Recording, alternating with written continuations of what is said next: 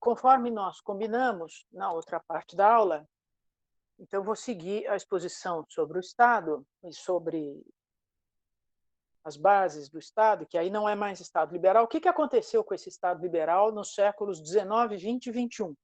Para a gente entender em que contexto se inserem as duas questões que nós estamos discutindo, que são o tema da aula, que é o federalismo e a separação de poderes, e quais são as perspectivas para o Estado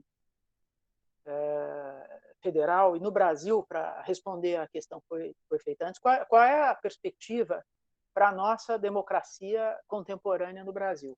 Então, o que acontece com o Estado no século XIX? Lançadas as bases do Estado liberal, esse Estado do século XVIII, do século XVII na Inglaterra e século XVIII na França e nos Estados Unidos, isso vai ter um desenvolvimento no século XIX.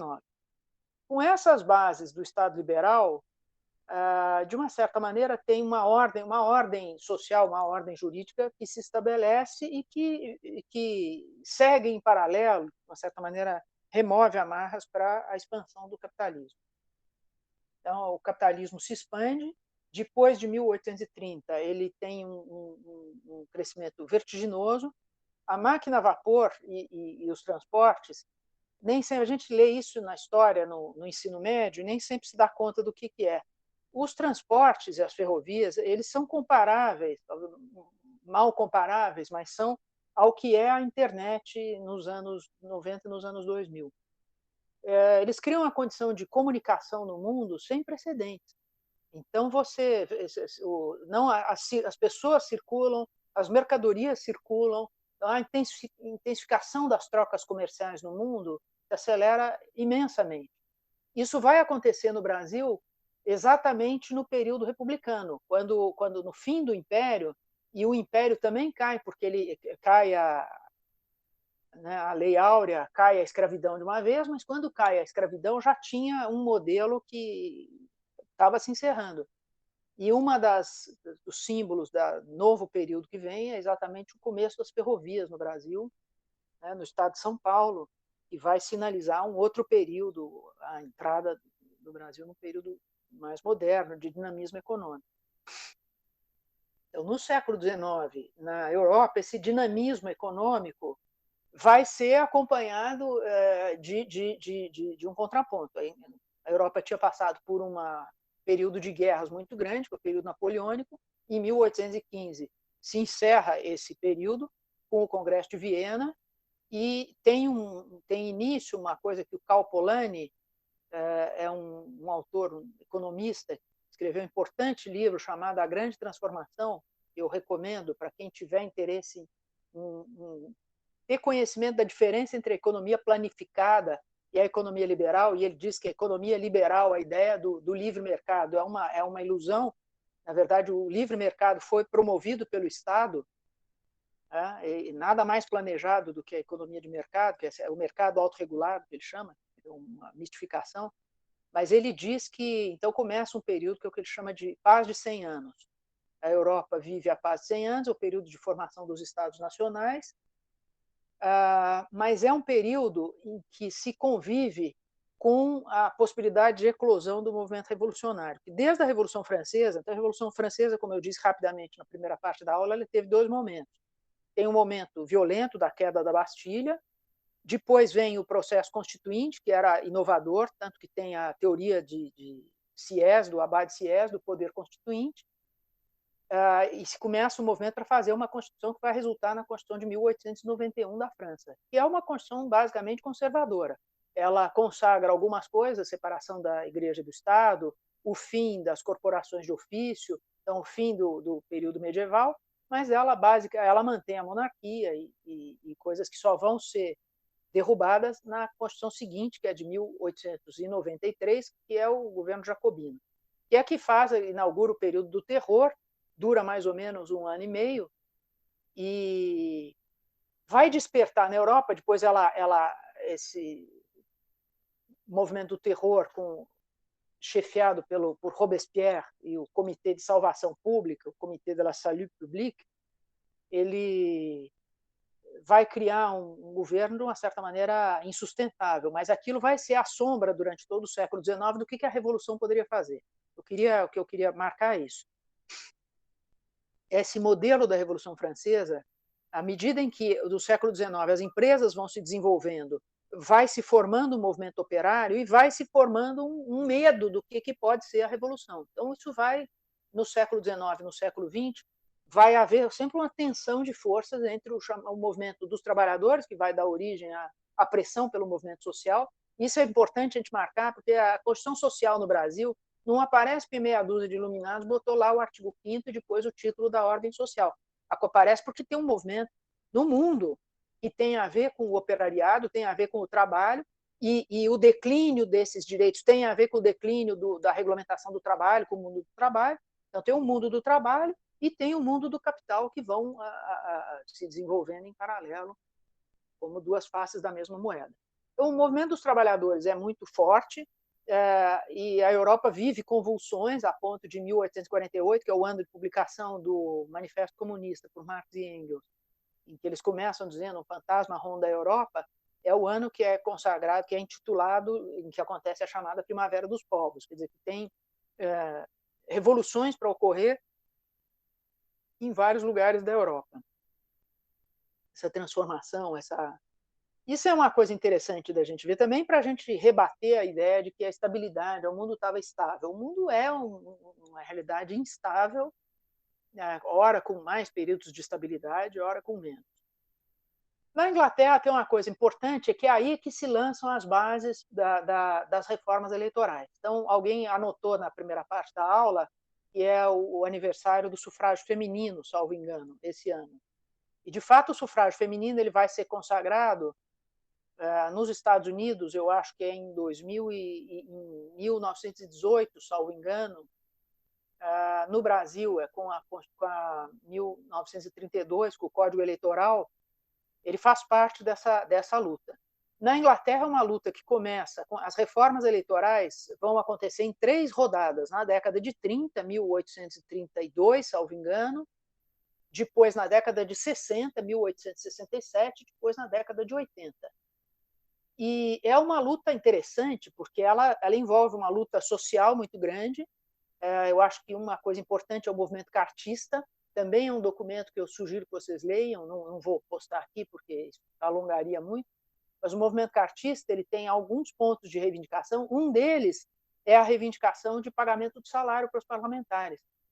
Então, para vocês terem ideia de que isso é uma reivindicação política importante, porque se você não tivesse isso, você teria a representação limitada aos nobres e quem pudesse se manter, que era uma visão que se tinha até o século XVIII, é um dos problemas e uma das diferenças essenciais da representação democrática em relação à representação liberal, que a representação liberal era para aqueles que já estavam estabelecidos, que não precisavam pagar pela sua subsistência e que, portanto, eles seriam os verdadeiros cidadãos livres, dentro de uma certa concepção. A liberdade social postulada pelos trabalhadores, ela diz, não, isso precisa ser financiado pelo Estado. Vamos ter salário para os parlamentares, senão os mais pobres, nem os trabalhadores, não vão ter condição de pôr os seus representantes lá. Então, essas lutas marcam, e por isso que Marshall, na sua descrição da cidadania, ele diz que a cidadania política levou um século quase para ser conquistada, porque isso não foi dado de mão beijada, foram petições, aí o parlamento recusa, e aí é que vem depois, no século XX, um texto importante do Marshall, em que ele diz que para assegurar que os trabalhadores, que os mais pobres tivessem representação sem representar uma reversão, sem ser uma guerra, sem ser uma revolução, era importante que eles tivessem acesso a direitos, que a cidadania, que é o acesso a direitos, daria para eles também condição de exercer a cidadania política. Então, essa ideia de cidadania que está na Constituição de 88, relacionada a direitos, e no Brasil a gente sabe que a marcha é invertida, porque começa com os direitos sociais na década de 30 e os direitos políticos vêm junto. Eles não começam os políticos primeiro e os sociais depois. Enfim, a cidadania vem, então, no Brasil, a cidadania política junto com a cidadania social. Então, o Estado liberal, que para nós não tinha chegado a se formar, porque a nossa Constituição monárquica nunca teve essa centralidade do poder legislativo, e depois a gente vai ver, eu dedico um slide a isso, sob a Constituição republicana, o primeiro período, também não tem centralidade do poder legislativo. O poder legislativo era cercado de corrupção eleitoral, é uma representação viciada, então ele não fazia. Mas não vou vamos falar disso no seu devido tempo. Importa que no século XIX, então, a Inglaterra está acontecendo as lutas pela democracia eleitoral e a cidadania política, porque é o país em que a revolução industrial foi mais longe, mais acelerada, teve mais ganhos, e os trabalhadores eles eram parte disso, eles é que estavam trazendo e realizando a riqueza, e eles queriam ser parte, não apenas na partilha da riqueza, mas na partilha do poder político. Eles queriam ter poder político. Então, é uma luta imensa ao longo de todo o século XIX. E a luta das mulheres pelo voto, na segunda metade do século XIX, faz parte disso. Né? Não querem ser alijadas da democracia. Nos Estados Unidos, então, as mulheres vão ter voto na primeira eleição depois do fim da guerra. E uma coisa importante é a questão do voto dos negros. Para a gente ter ideia de que a luta pela democracia, por que ela é específica e ela é diferente da luta pelo Estado liberal? Porque os negros são alijados do processo eleitoral, primeiro por essas Jim Crow laws e de forma subreptícias, e principalmente pelos mecanismos de exigência. O alistamento nos Estados Unidos é muito mais difícil do que entre nós. O voto não é obrigatório, e quem acompanhou com interesse a eleição americana, como eu, viu que, por exemplo, na Geórgia, que é um estado sulista, um estado onde tradicionalmente os brancos ganham, o Biden ganhou, o Partido Democrata, os brancos, não, os republicanos ganham, o Biden ganha, graças, entre outras medidas, à importância da promoção do alistamento eleitoral por uma mulher cujo nome me escapa agora, que foi a candidata a governadora derrotada na última eleição. E eu li uma das biografias do Obama, que mostra que o começo da carreira política dele também foi pela promoção do alistamento eleitoral do eleitorado negro. Gente, nós estamos falando dos anos 90, dos anos 2000. Essa candidata a governadora da Geórgia é agora. Então, o alistamento dos negros ainda é um grande problema. É uma grande barreira que eles precisam enfrentar. Então, houve uma lei no período dos direitos civis, em 1965, o Voting Rights Act, que proíbe os estados de estabelecerem barreiras ao alistamento eleitoral dos negros. Se vocês querem ver isso num filme, que torna muito mais agradável a gente ler isso, o filme se chama Selma, e ele começa mostrando como é que era essa barreira do alistamento eleitoral, e logo no começo uma figura que aparece é a Oprah Winfrey. Aparece exatamente como uma pessoa que tem que fazer uma prova, e aí fazem uma pergunta muito difícil e ela não consegue se alistar. Então, o fato é que os negros eram barrados nas eleições. Para mostrar para vocês, então, que entre o Estado liberal, que é esse Estado que a elite burguesa desenha, que tem a proteção da propriedade, a proteção do contrato, e o Estado democrático, ou a instalação da democracia, tem uma grande distância, tem uma grande luta e muito esforço. A história corre muito ao longo do século XIX, XX e XXI. Não tem a ver com o alijamento dos negros e de populações minoritárias, isso marca. É uma luta democrática, né, importante. Bom, na França, também a França é um país em convulsões. Né? Eu não sei quantas constituições a França teve, mas muitas, porque eles estão na Quinta República.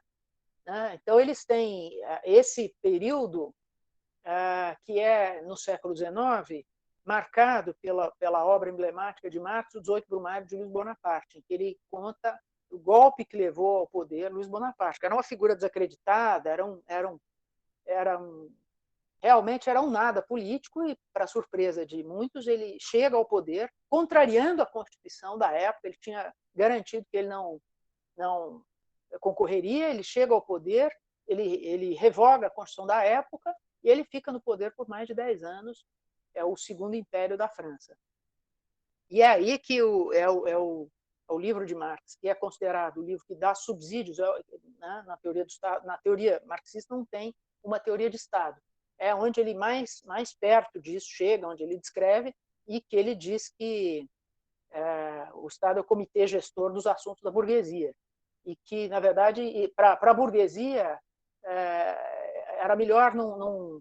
Quer dizer, é o Estado que funciona para o capitalismo, ele é funcional independentemente dos rumos que a burguesia lhe imprime. Ele tem a dinâmica, a dinâmica do capital determina o próprio funcionamento da política.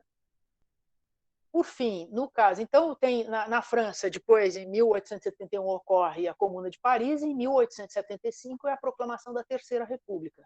É o início do período republicano. Então a França é muito cheia de convulsões, de revoluções, muito sangue corre, também para a gente não achar que no Brasil tudo é pior. Mas, enfim, ali muita disputa, também desrespeito à Constituição, desrespeito às leis, e foram estabelecendo. Bom, depois a Quarta República na França é a que emerge depois da Segunda Guerra. Lembrando que a França teve o governo colaboracionista durante a guerra, né? O governo que resolveu não se opor ao nazismo, colaborou com o nazismo.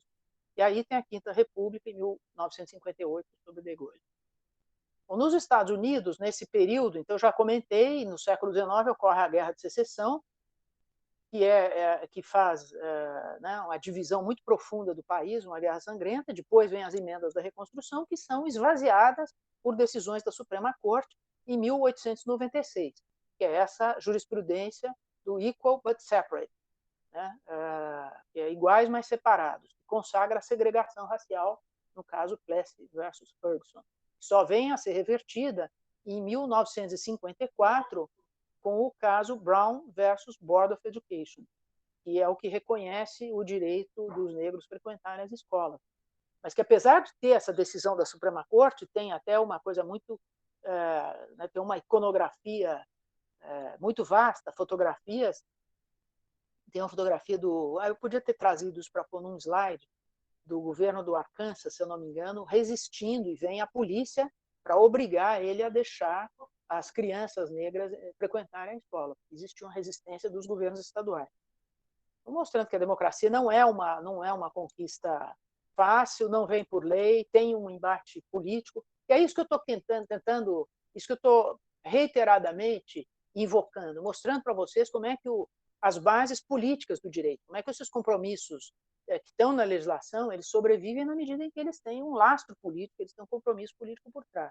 E questões importantes da cidadania hoje foram obtidas graças a muita luta, muita disputa.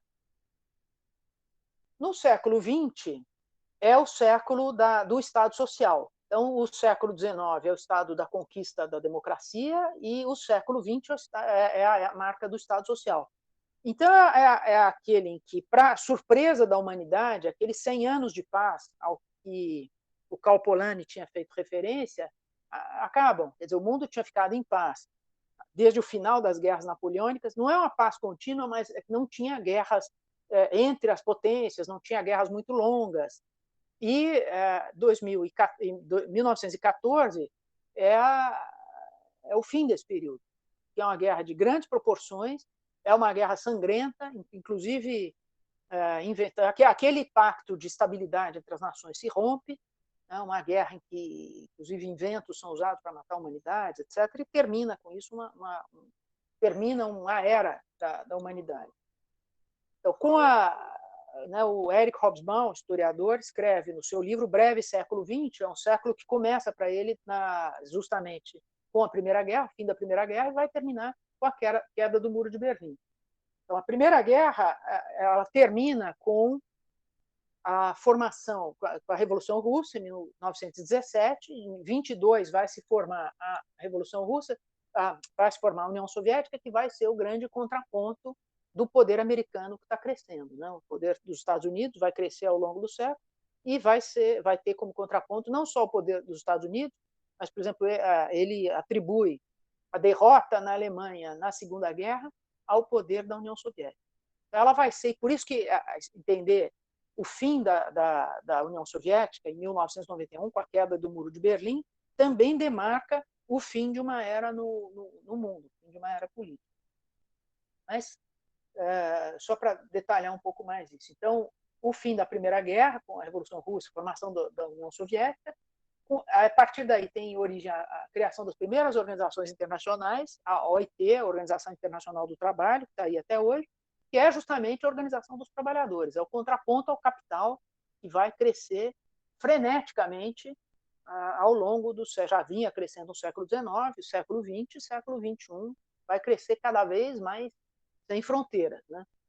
E a Organização Internacional do Trabalho é a tentativa de estabelecer alguma regulação do mercado de trabalho, alguma proteção aos trabalhadores, e internacional seria um fator de estabilidade entre as nações, para evitar essas rupturas e essas instabilidades violentas.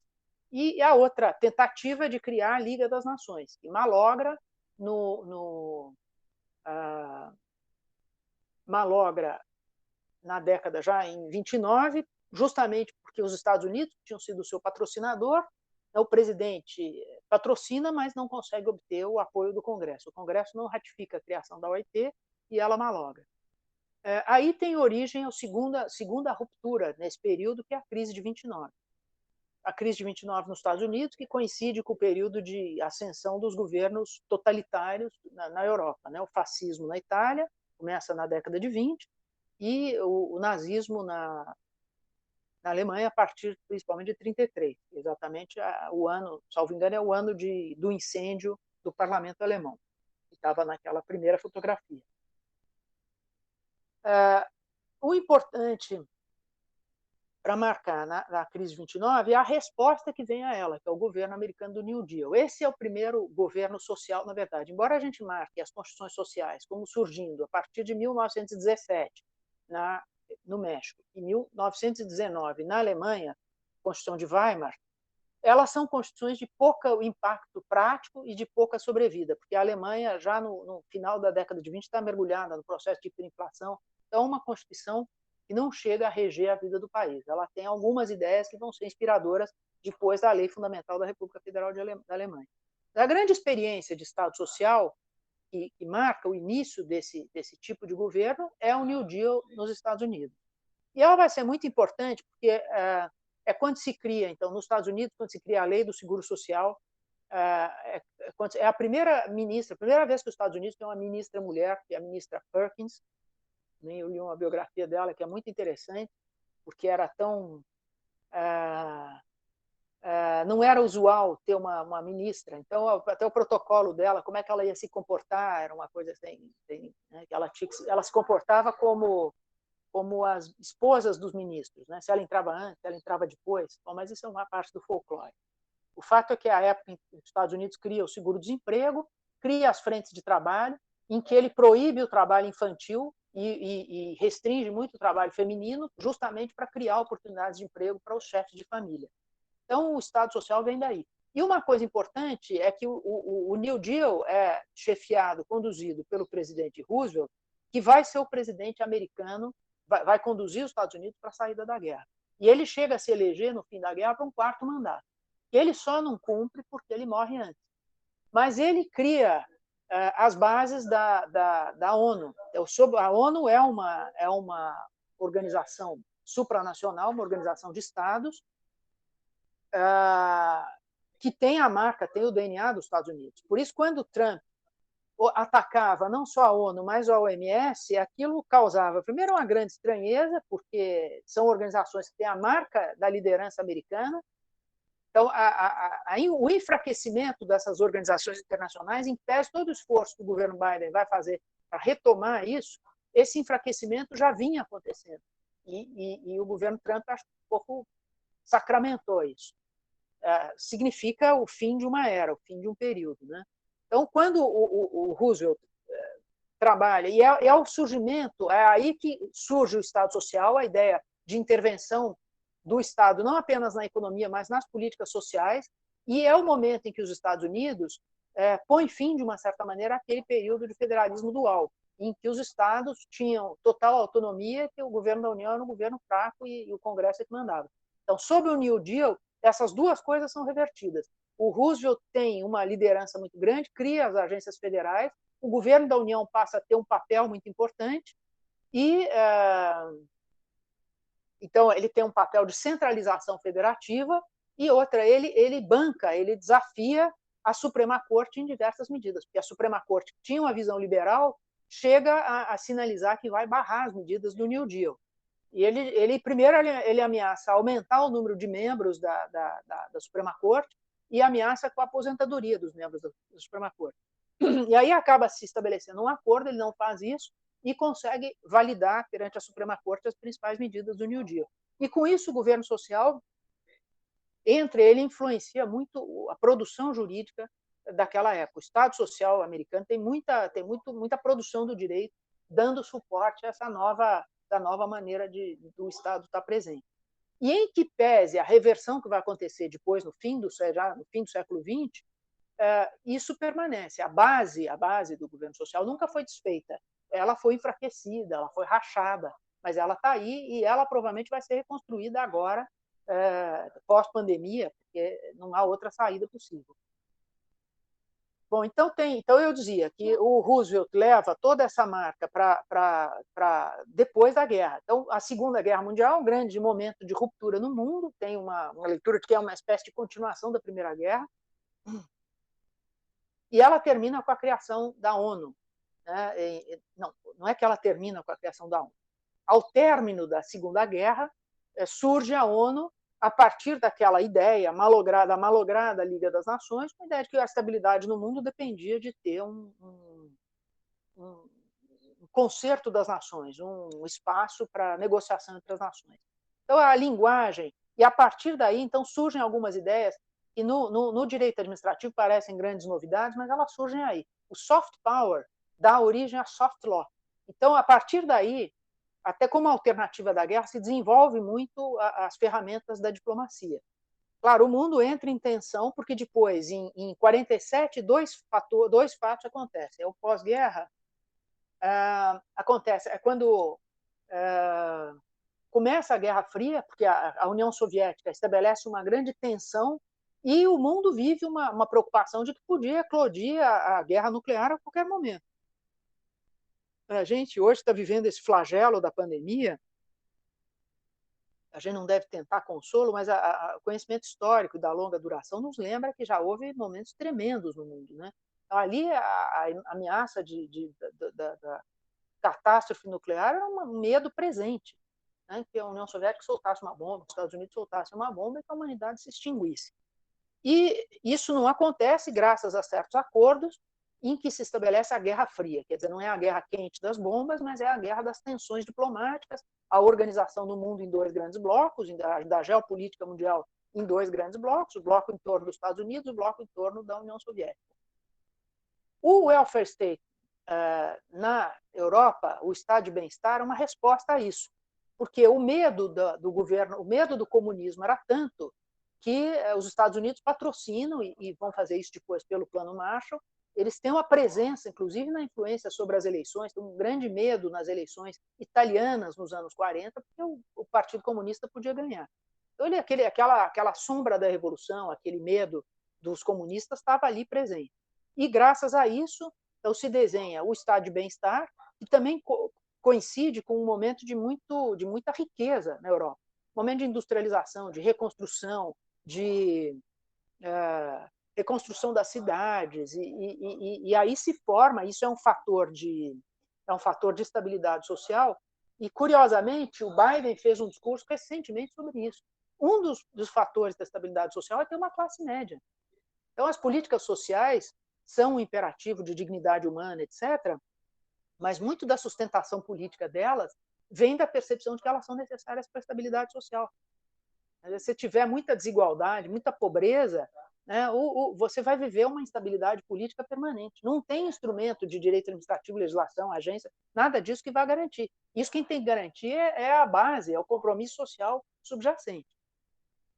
Bom, pois bem, então outra medida no pós-guerra é a criação na Alemanha, que era um país ocupado, um país que vivia a coisa do pós-guerra. Então, algumas instituições na Alemanha, nas eleições, são desenhadas para que o governo não fosse forte demais, que não tivesse o risco da nova emergência do nazismo. né? Um país que tinha promovido a Primeira Guerra, a Segunda Guerra, estava a ser contido. E, então, essa lei fundamental que é escrita como se ela fosse uma coisa provisória, acaba ficando permanente, se cria a Corte Constitucional, que vem a ser hoje o órgão de maior prestígio no mundo para esse novo constitucionalismo. A Corte Constitucional, a Itália tem a sua Constituição anterior, tem uma Corte Constitucional também muito importante, e marca esse novo período em que tem, hoje, quando a gente for estudar e tentar entender o poder dos tribunais, a gente pensa no ativismo judicial, nada disso seria possível se não tivesse sido reservado um outro lugar para o poder judiciário que vem com essas constituições.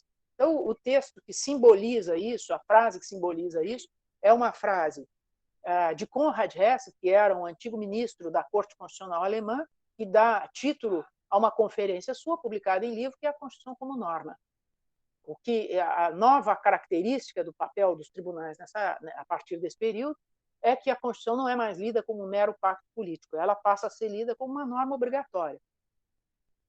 Veja que eu estou tentando acentuar o outro lado, quer dizer, que a Constituição, além de ser uma norma, ela tem por trás um pacto político, porque pegou tão forte a ideia da Constituição como norma que passam a acontecer interpretações, e entre nós acho que é um problema contemporâneo no Brasil, o fato de que o tribunal, às vezes, quase que passa por cima da construção política de certas decisões.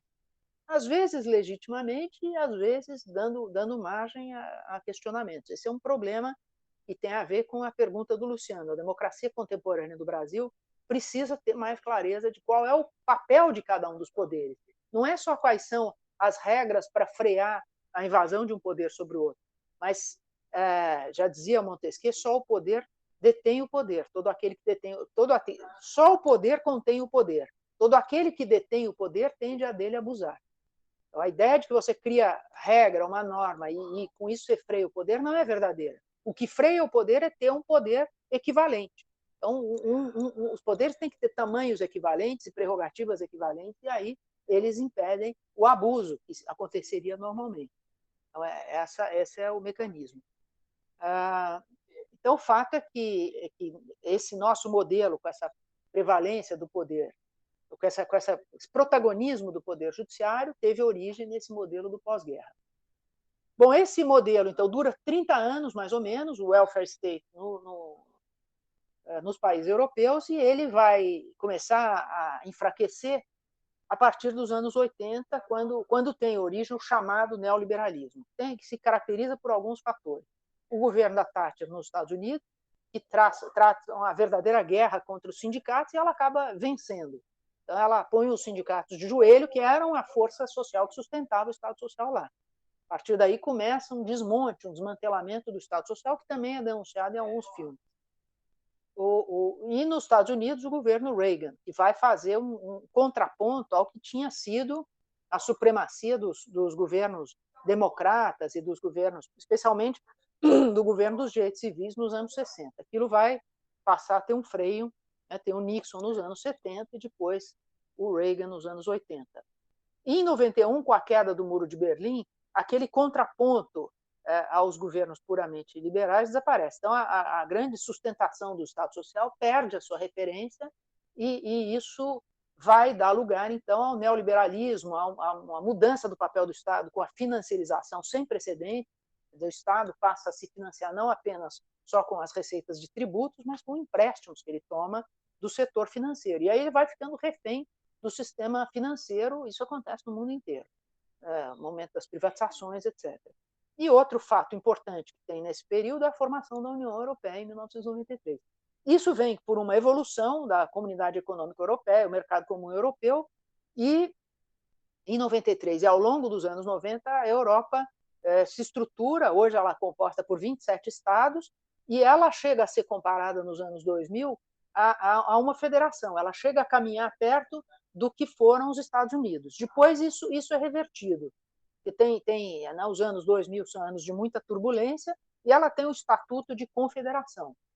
O Brexit é um grande teste, há uma preocupação naquele momento de que outros estados saíssem da União Europeia. A crise de 2008 é uma crise que desafia muito, e a resposta da União Europeia é uma resposta que deixa marcas sociais profundas, porque os países do sul da Europa, isso também é outra coisa para a gente lembrar, que não é só o Brasil, que na geopolítica da Europa também tem uma desigualdade entre os países. A União Europeia, o governo da União Europeia põe de joelhos o governo da Grécia, obrigando a Grécia às políticas de austeridade, também a Itália e também a Portugal e a Irlanda, né, os PIGs.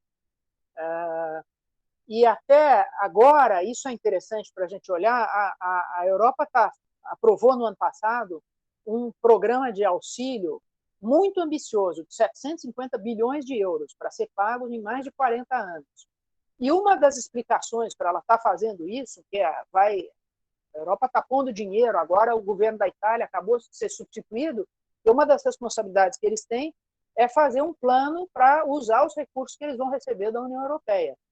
E por que a União Europeia está pondo tanto dinheiro nesse plano? Porque ela foi muito criticada e ela sabe que a falta de resposta, o declínio do Estado Social após a crise de 2008, é uma das explicações para o surgimento do extremismo, do descrédito na democracia, da crise da democracia representativa. Quer dizer, quando houve a crise, as pessoas ficaram desprotegidas, desempregadas, sem emprego, desacreditadas, e que agora os Estados precisam dar uma resposta afirmativa. Então, vai acontecer, na minha leitura, uma reemergência, e o Biden sinaliza isso, a União Europeia sinaliza isso, uma reemergência dos modos de ação do Estado Social. Nós vamos ver o Estado Social, no caso da União Europeia, isso está em dois programas especialmente, que é o programa da economia verde e da economia digital. Então, não é, eles vão pôr dinheiro nas empresas e para as pessoas, focado nessas duas políticas. Transição para a economia verde, que é uma resposta à emergência climática, que alguns anteveem que vai ser uma coisa muito mais dura de enfrentar do que está sendo a pandemia. Então, os governos tentam se antecipar fazendo essa migração. Isso, exatamente. O Green New Deal é a inspiração daquele New Deal dos anos 30, agora focado na transição para a economia verde, abandono da economia de carbono. Qual é o problema disso? O problema disso é político. E a economia de carbono é muito poderosa.